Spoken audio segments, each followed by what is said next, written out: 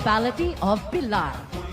Pamugsay is taken from the word bugsay, a wooden paddle that is used to row a boat or bangka, used by fishermen in fishing.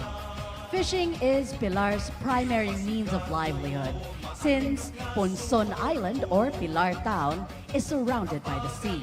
The Pamugsay Festival was conceptualized to pay respect to ancestors and the present-day Pilaranons who are mostly dependent on fishing as their means of living. Pamugsay Festival is celebrated every December 2 and 3 during the town fiesta. Special thanks to Mayor Honorable Manuel P. Santiago, Vice Mayor Honorable Chiselin Maratas, and Honorable Municipal Councilors. Contingent number 29, Pamugsay Festival, Municipality of Pilar.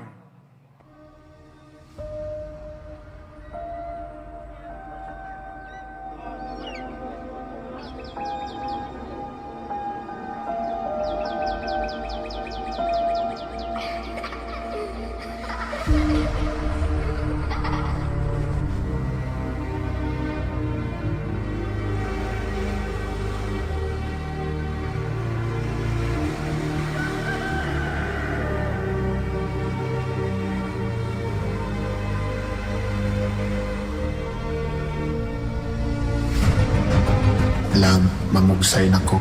Pa, pag-amping! Inana kakugihan inyong papa nak. Lagi ma, may daghan makuha si Papa para makakwarta ta karon adlaw. Bitaw ma kay hindi kadako nako ganahan ra ba ko mahimong pulis. Ako kay maestra. Sige lang mga anak. Maningkamot mi sa inyong papa na makabuot ang inyong mga dambo. Mukugi lang jud tao magampo sa kahitasan.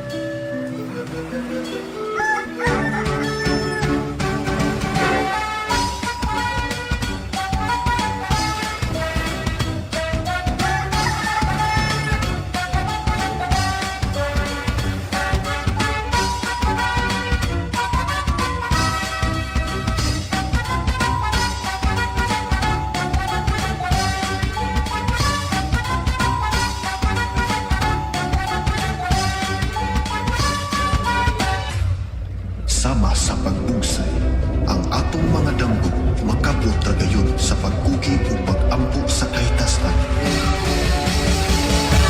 Kitang mga Pilaranon, kitang mga Sugboano, para sa mas hayag na kaugmahon, magbugsay na ta!